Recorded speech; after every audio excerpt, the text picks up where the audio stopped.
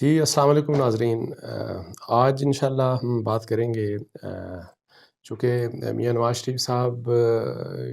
نے جب سے باتیں کی، وہ جو اے پی سی کے بات کی، تو اس کے اوپر بہت سی چیزیں ڈسکس ہوتی ہیں۔ یہ بھی بہت سی جگہ ڈسکس ہوا کہ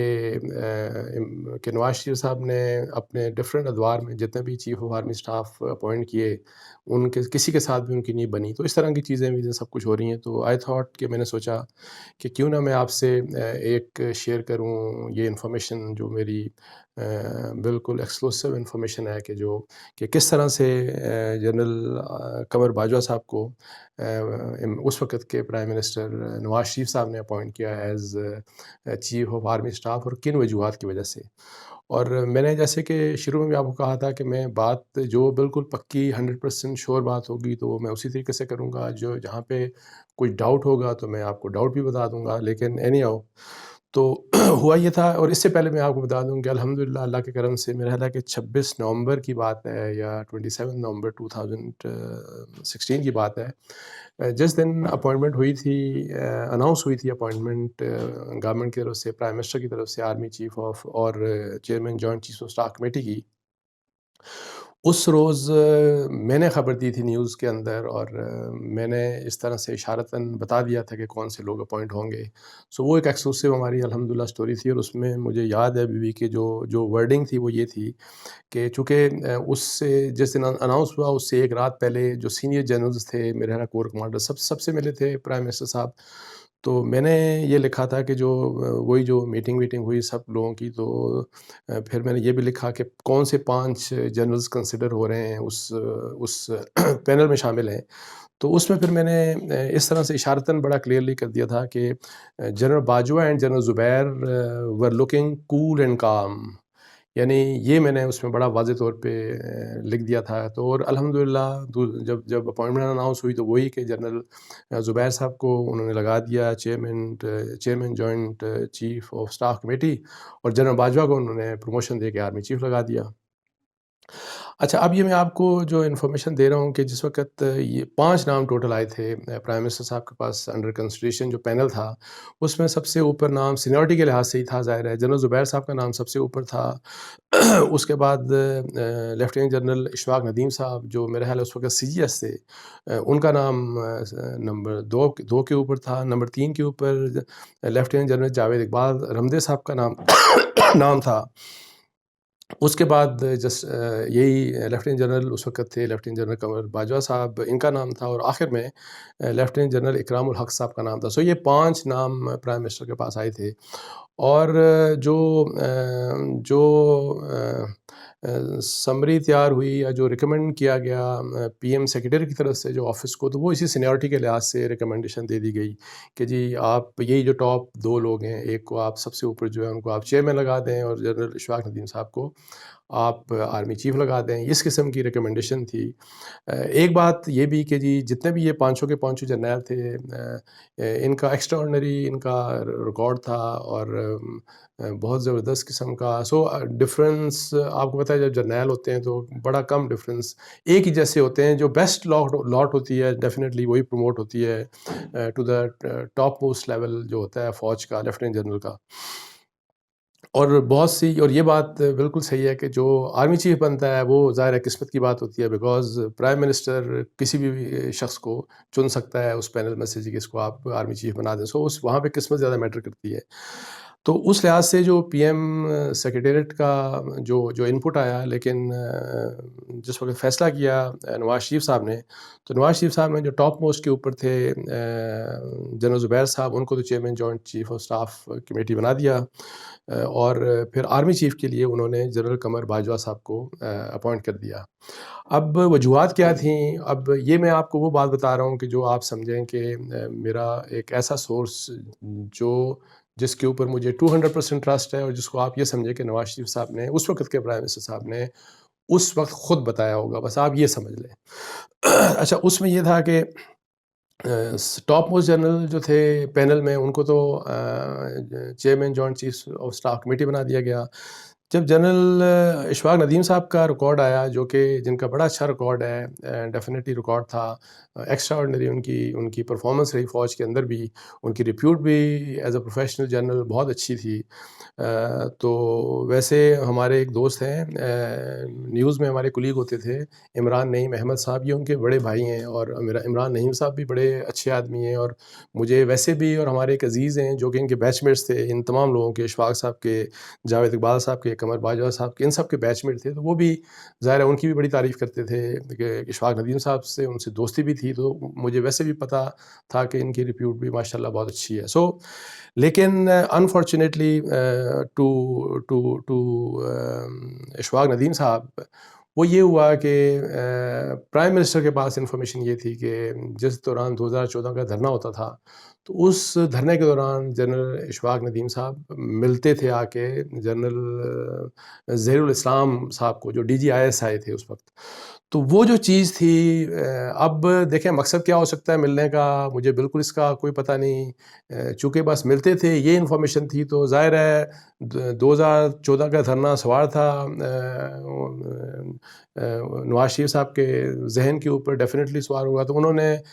یہ سمجھا کہ یہ تمہیں اس میں تو ہو سکتا ہے انہوں نے یہ سمجھا ہو کہ یہ تو مطلب ہے کہ یہ بھی ان کا کوئی ملاپ تھا. جبکہ میرے ایک سورس نے مجھے بتایا دیٹ از سبجیکٹ ٹو ریکنفرمیشن. ان کا یہ کہنا تھا کہ ظاہر ہے ایز CGS، اس کو CGS تھے جنرل اشفاق ندیم صاحب، اور وہ اگر آ کے ملتے تھے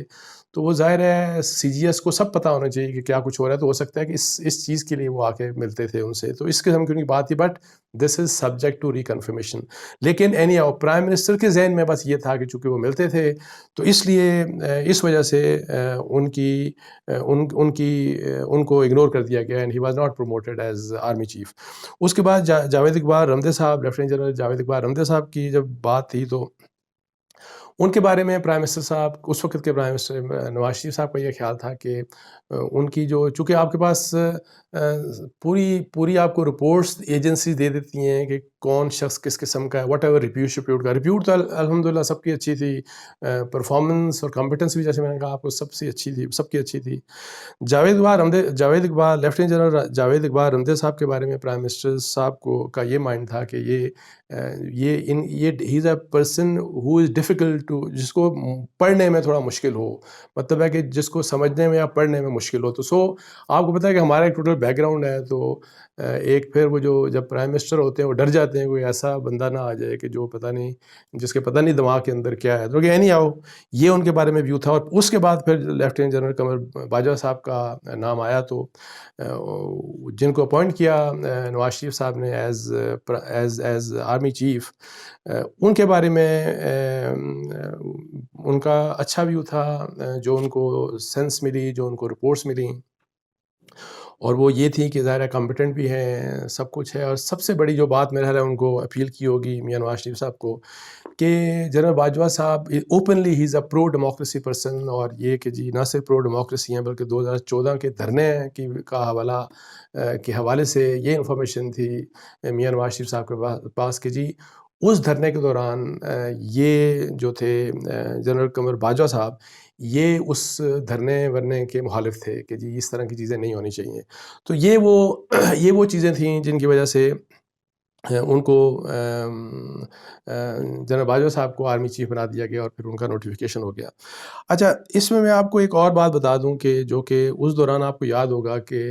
اس سے یہ جس وقت یہ آرمی چیف کی اپوائنٹمنٹ سے میرا خیال ہے 1 2 3 4 دن پہلے کی بات ہوگی، میرا خیال ہے پہلے تھی یا ہفتہ پہلے کی بات تھی. تو ایک بڑی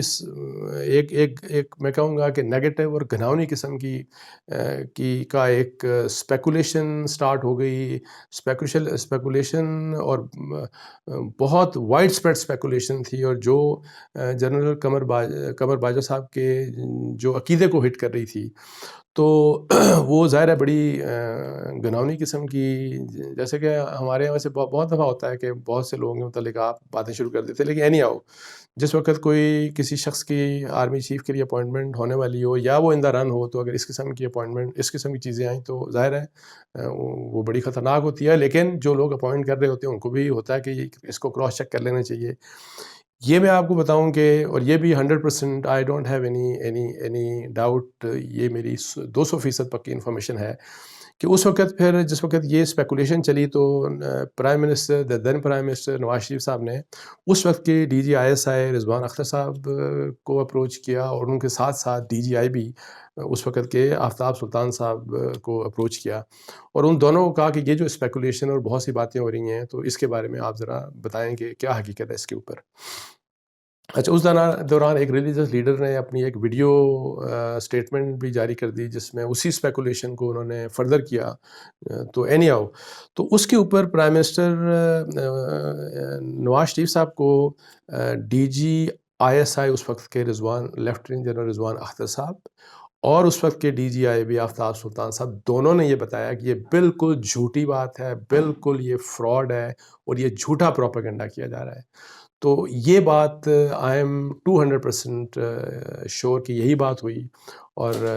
پتہ نہیں، ہو سکتا ہے تو کوئی وقت آئے آگے جا کے تو نواز شریف صاحب یہ چیزیں ان کے پاس تو خیر بہت سے راز ہوں گے، بہت سی باتیں ہوں گی، وہ یہ سب کچھ بتا دیں گے، لیکن یہ بات میاں صاحب نے کنفرم کی دونوں ایجنسی سے۔ ٹاپ موسٹ ایک ملٹری لیڈ ایجنسی ہے اور دوسری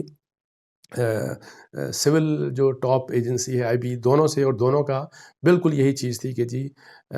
یہ بالکل جھوٹ اور فراڈ تھا، اور بعد میں پھر ظاہر ہے لوگوں نے دیکھا بھی یہ سب کچھ کہ یہ اس قسم کا سارا پروپیگنڈا تھا۔ اچھا، اب یہ ہے کہ اس کے بعد یہ پروپیگنڈا کس نے کیا، اس کے اوپر میرے پاس کچھ انفارمیشن ہے، لیکن میں اس کے اوپر تھوڑی سی تحقیق کر رہا ہوں، اور پھر اس کے بعد یہ کہ جی کیسے حالات بگڑ گئے میاں صاحب میں اور اسٹیبلشمنٹ میں، کیا وجوہات تھیں جو اپیرنٹلی نان، کچھ فیکٹس تو سب کو بتائیں کہ جی جس وقت ڈان لیکس آئی اور اس کے بعد جو کمیشن اس وقت بنا، اور کمیشن نے جو رپورٹ دی، اور اس رپورٹ کے بعد جو نوٹیفیکیشن ہوا، اور اس نوٹیفیکیشن کے بعد جو ایک ٹویٹ آ گیا اس وقت کی D G I S P R کی طرف سے، اور پھر پاناما لیکس آ گئیں، تو کیا ایکسپیکٹیشن ادھر سے یہ اس طرح کی تمام اینی آؤ یہ باتیں تو چل رہی ہیں، لیکن میں ان شاء اللہ تعالیٰ جس وقت بھی ان چیزوں کے بارے میں سارے فیکٹس میرے پاس پورے اور میرے اطمینان کے مطابق آگے تو ان شاء اللہ تعالیٰ میں آپ سے شیئر کروں گا۔ تو آج کے لیے اتنا ہی کافی جناب، تو مجھے اجازت دیجیے۔ اللہ حافظ اور السلام علیکم ورحمۃ اللہ۔